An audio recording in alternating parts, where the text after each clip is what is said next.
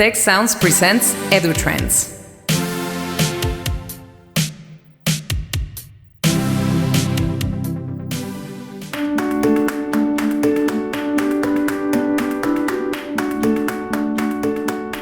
Welcome to EduTrends, presented by the Institute for the Future of Education. This is a Tec Sounds podcast, the official podcast of Tecnológico de Monterrey. I am José Pepe Escamilla, Associate Director of the Institute for the Future of Education. Today's guest is Kate Giovacchini, Executive Director of the Trusted Learner Network at Arizona State University.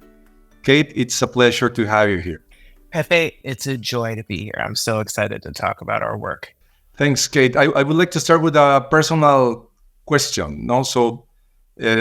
What make you work or pursue a career in education? What makes me pursue a career in education? Well, first of all, I'm a second-generation college student. So both of my parents went to college.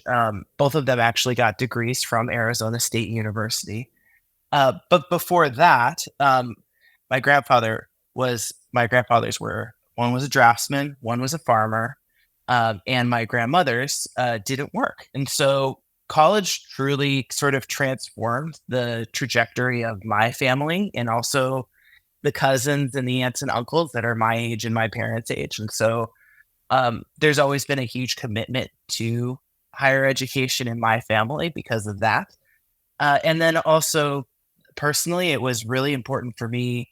I wanted to work at a place where I felt like I was working for people, and working at Arizona State University means that I get to work for the 160,000 students, faculty, and staff. And that's a joy to me. Pepe, what's your education story? Well, I have a similar story. I am a first generation to go to the university. My father and my mother studied until the sixth degree of elementary school. And my elder brother was the first one to graduate from university. And then all of us, the four children of my family, went to the university. So also I think the power of education to transform the lives of people is something that is fascinating for me, that you can transform people's lives, not through education. Your parents must be very proud of themselves. That's 4 out of 4. So kudos to them. Yes, and they're very, even if they went only to sixth degree, they are, my father died, but they were very, very clever, very intelligent people, always curious, to learn about knowledge. And I think that's one of the things that led us to study more. So working in education now has become more related also to lifelong learning. When you work in higher education, I believe that eventually higher education and lifelong learning will coalesce or find ways of communicating more. But one of the things that is a problem right now is how can you compare a program that delivers a credential from ASU or Tec de Monterrey to a private provider or another credentials that you got from when you were working in the in an industry and you get a housemaid, I would say, credential. So there's many people working in that space, so I understand that what you do in the Trusted Learner Network is related to that. So can you tell us what do you think is a problem and how it's your approach to solve it? Sure. So when we started the work here at Arizona State University on what would become the Trusted Learner Network, we started with really what felt like two unrelated topics. One was blockchain and distributed ledger were becoming more accessible, and folks were saying, well, this is interesting, an immutable, undestroyable record. What can we do with that? And then simultaneously, what continued to emerge, especially here at Arizona State University, was this desire and a set of meaningful actions to expand learning out from the core of our sort of degree-driven, immersive campus college experience out into the realms of online learning and continuing and professional education and just education for curiosity's sake, right? All these expansions, just like you said, out into the lifelong space. And so Trusted Learner Network really emerged as a combination of those two ideas. We have the technology where we could capture important data that describes achievements and accomplishments. We had the technology, and we knew that this idea of the lifelong learner, well, it's frankly always existed. I think you just described your parents in that way. And I know I think about my grandparents and my grandfather tinkering with anything he could get his hands on in the house.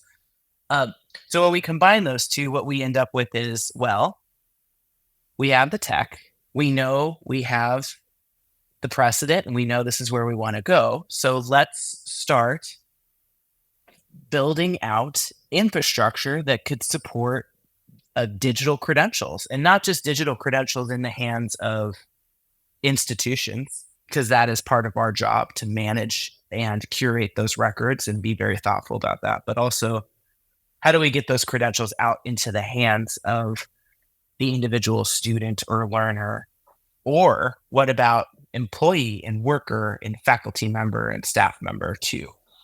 So those were our origins, starting very simply with, well, if I have a college degree and I've worked at my university for 10 years and I'm also a hobbyist gardener, aren't those all parts of my lifelong learning journey and my lifelong learning record? Very interesting.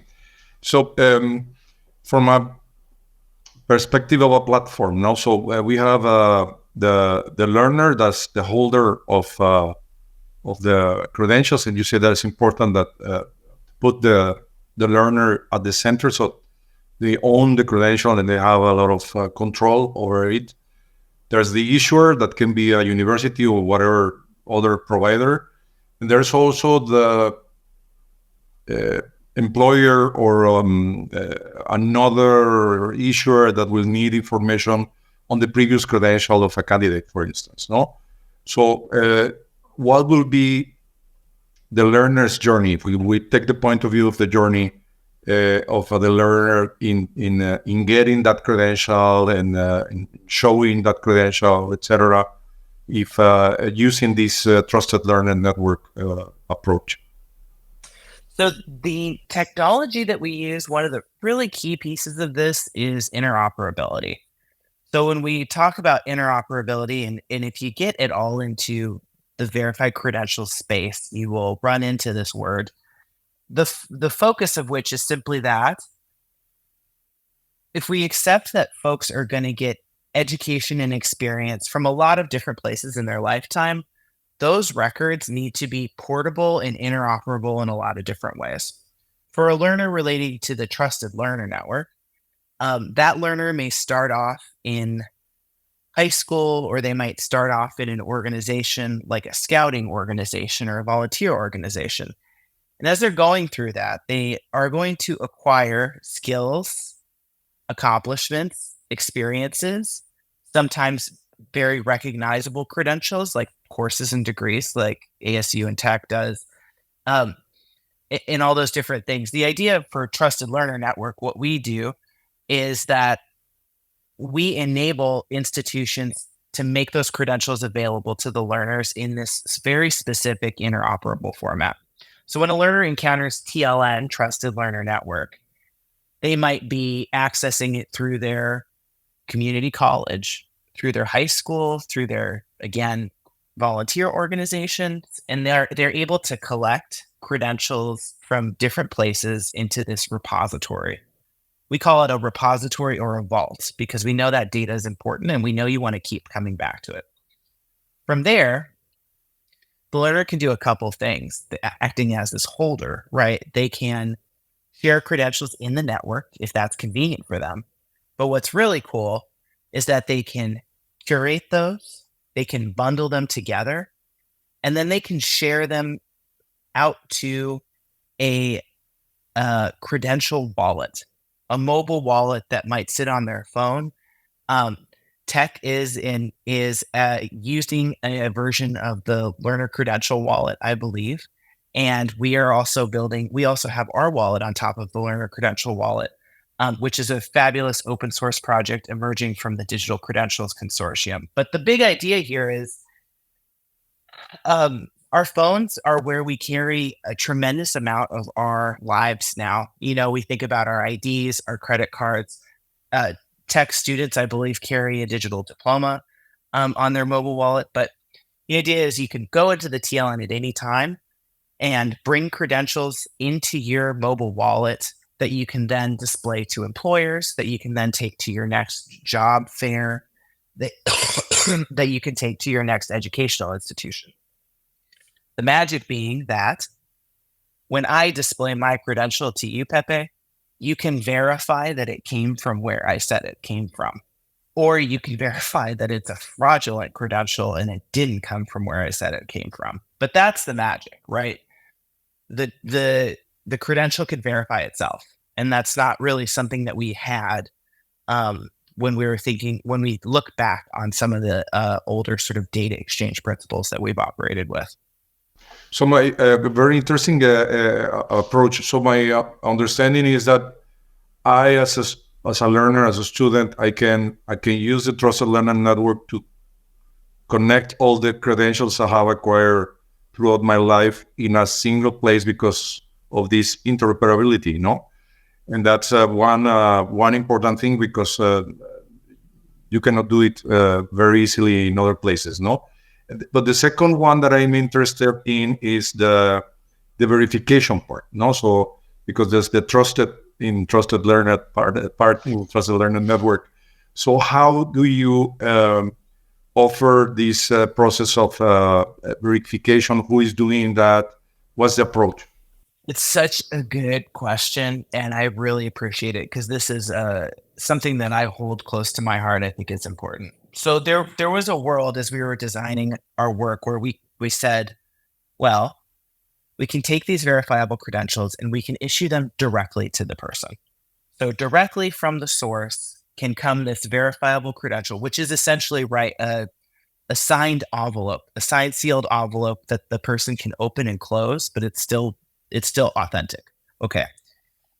So we said we can issue the credentials straight to the learner, but what happens when the learner loses their phone? What happens when the learner is presenting it to someone new and that person has never been exposed to this technology before?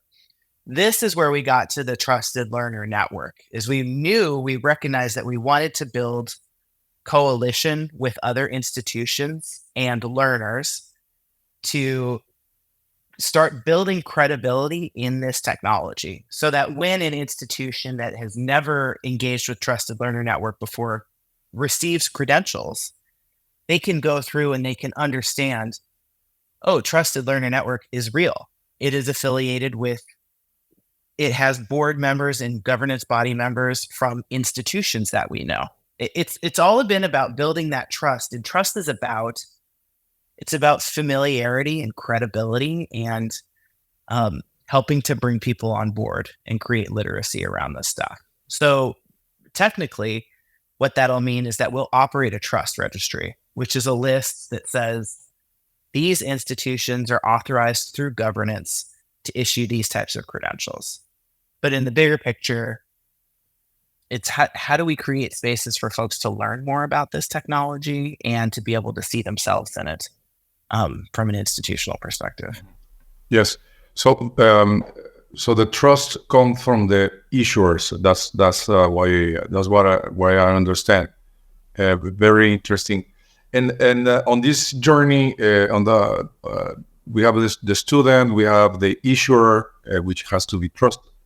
But also you have the employer, I think, will be one of the main users of that. So from the point of view of the employer, how can I access those credentials to verify that the person that is in front of me, this candidate, has acquired those credentials? This is an interesting part of the triangle. So yeah, we think a lot about either it's the employer, or we also think about the education institution. So in the US, something like 37% of college completing students will have transferred from one other college to at least one additional college. So transfer is a huge component of this. And how do we make transfer easier and more From institution to institution in that case? Okay. well, yeah, and negotiated by the individual rather than by the two institutions. But to your point, essentially what it is, and it makes me laugh because you're the expert, but to me, all technology is magic until you really look under the hood and then you recognize, oh, this isn't too complicated, right? And I think that verifiable credentials are this way too, right? It, like we said, signed envelope that contains meaningful metadata inside of it. Easy JSON LD, right? It's just a packet of data. So when we're talking about a verifier like an employer or an educator, that can be as simple as receiving that packet of data and being able to and running it through a machine service that simply checks, is this true? Give me the data. Other ways that this might happen is that a learner maybe can provide a link or a QR code, which is a link to a public page that displays the credential and displays the verification. Or in the instance of our wallet app and your wallet app, that verification automatically takes place and it's viewable for the holder. The big picture is that this is all new, exciting technology. And so what we're looking forward to is, as we continue to refine, that more employers and more educational institutions will be able to easily adopt these verification methods and speed up their processes. What's really exciting for us is when we think about transfer, what does it mean when a student who is applying for a degree at ASU, when they can supply all of their credentials and they can be instantly verified, how many hours, months, or hours, days, or weeks could we trim off of the process of waiting to get official transcripts? That's really exciting. Mm-hmm. Yes. And reduce also when you do that internationally, it could be even more painful when you do that in the traditional method, not that you have to have a apostille or some kind of international certification, etc. So it reduces a lot the kind of work. And coming back to our example with the employees, if that is, I think one aspect that is difficult for the adoption of, in general, credentials. I'm not talking about digital credentials, also micro credentials or other type of credential, is that employers not necessarily understand what those credentials are and what they mean.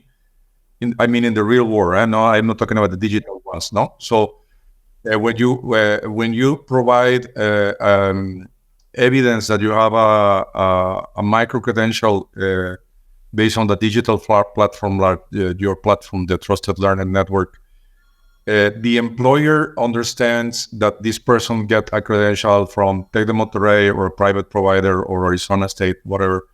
But what about the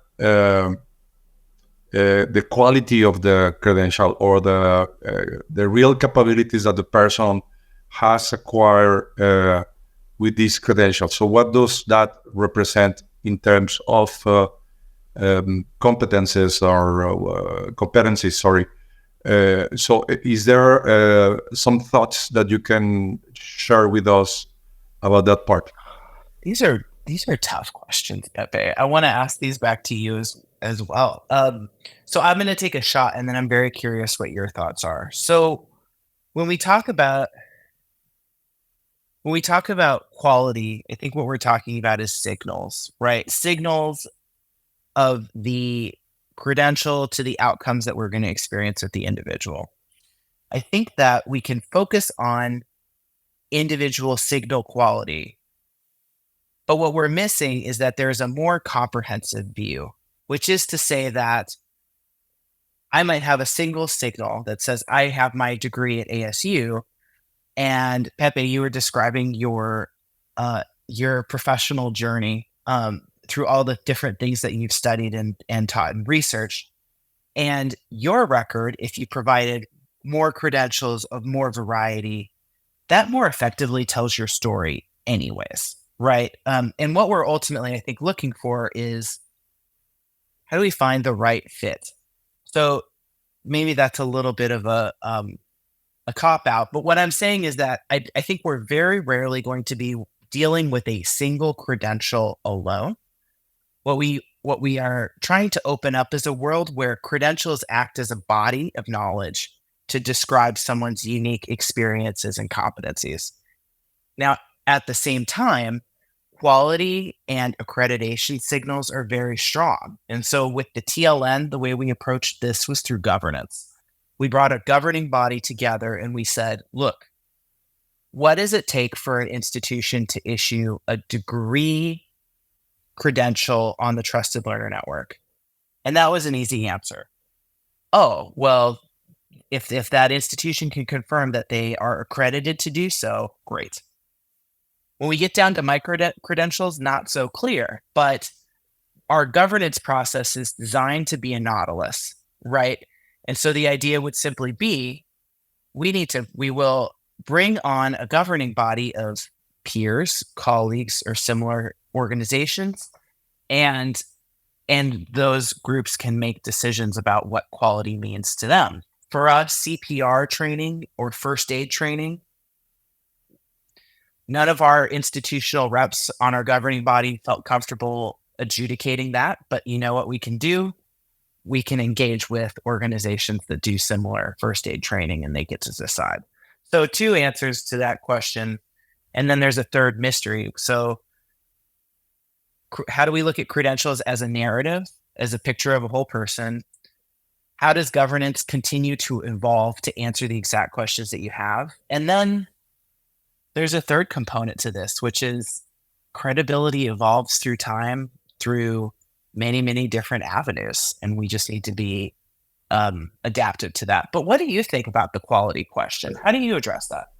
No, I think it's also very difficult because it depends. It will depend on the program, maybe with the person, because someone can get that credential, go further than what the credential is, because of the work, of the experience, or the passion, or the curiosity. No, but I was thinking on a way that could be a signal, as you say, a proxy, a signal for the success of that credential. And one of them can be employability, no? So if we could gather data from people that have similar credentials, and we could look at their trajectories in terms of employability in the area related to those credentials, which is difficult because sometimes it's cross-skilling, no? But that could be a good signal, no? So that combined with what you said, no, the peer part, etc. I think that could be also a mixture of that. But you could crawl LinkedIn, for instance, and see what credentials are showcased there and what are the employments that those people have, and try to make a correlation of those kind of things. That could be useful. Eventually, also, this Trusted Learner Network, if it's taking into account the experiences that you have, it will be more difficult. But I think if you could say, well, I work at Tec de Monterrey as a programmer, or as a risk analyst, or as a whatever, no. So that can allow me to have these credentials. You can also look at all the knowledge of the person as in a DNA, where you have all the experiences and all the things that you have learned, all the things you have done, and then and then conclude from that for other people that there are certain experiences that is not only one, as you said. No, it's a combination of different things that make you a person that is capable of doing something at the end. So it's I know that not all credentials are related to work, no. So I'm simplifying a little bit, but I think this is one of the big uses, not employment. I think it's really interesting because I think we just described two different approaches. There's sort of the question is, what's the best tomato in North America? So we could answer that question in a lot of different ways. But one of the ways we might ask it is, well, whose tomato won the county fair in the US and whose tomato won the state fair in Mexico? And then we can sort of keep ranking those individualistic, localized judgment choices. God, I love this tomato because it reminded me of my grandma's tomato. And then we could eventually duke those out and get to one like, this is the most lauded, valuable tomato in North America. So that's one way we can do it. And the other way we could do it is simply by saying, who sells the most tomatoes? Which single farmer sells the most tomatoes in North America? And we can say that must be the best one because it's the most bought. And I think the answer is like that applies to trust and credibility too. And to your point, there's going to be, there are many hybrid approaches to figuring out this trust. But the good news is that I think as human beings, we are all experts in how trust works. We can all contribute to this conversation because I think it's one of the foundational tools we use to navigate, not even just other people, but just to navigate life. So I think that's encouraging. We are all experts in this space. Thank you, Kerry. Very nice example with the tomatoes. I haven't thought about that. Well, we are arriving at the end of our conversation. I would like to ask you to think about the future of digital credentials, like in 5 years, and how do you imagine that future? You can have just one scenario or multiple scenarios if you want. No, so what do you think the future for digital credentials will be in 5 years' time? I will phrase this to an I want statement. Okay. The future that I would like to see for digital credentials is that we have enough digital credentials and we have ubiquity and understanding, and okay, we understand the baseline value of this. But what really excites me and what I really want to see in 5 years are the emergence of technologies and services that sit on top of this triangle that you just described. So when we empower learners with their own data, and if we know this, data is currency, right? Computer scientists have been saying this for 50 years and everybody's catching on now. But I'm excited to see the services that emerge where I, as a learner, can go in and share parts of my credentials or all of my credentials, and I can receive back customized services, customized job searches, customized education opportunities that are specifically to help me succeed or to help me give back to my community or to help me seek my new educational goal or my new occupational goal. That's what really excites me, is we're going to empower people with a lot of new data, and there's going to be some really cool stuff I hope that emerges on top of that. So that's what I'm looking forward to. I like a lot your vision of the future, and I think it's very compatible with the dream of the Institute, which is improve the lives of millions of people through transforming higher education and lifelong learning. And I believe alternative digital credentials are a part of that future. Well, thank you, Kate, for your time and for sharing your insights on digital credentials and what you're doing in the Trust Learning Network. I enjoy a lot our conversation, and I expect our audience is enjoying that too. Thank you very, very much for the opportunity, Pepe. It's been a pleasure to talk with you today. See you soon. Thank you. Bye. Bye.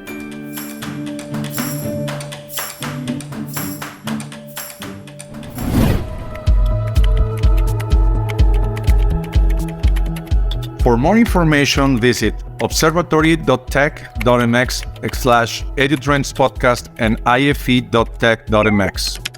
A special thanks to Tecnológico de Monterrey, the Institute for the Future of Education, and the Tec Sounds team. Tec Sounds producer Miguel Mejia, EduTrends producers Esteban Venegas and Cristian Igosa. Stay tuned and play Tec Sounds in your favorite podcast app for other great shows and content.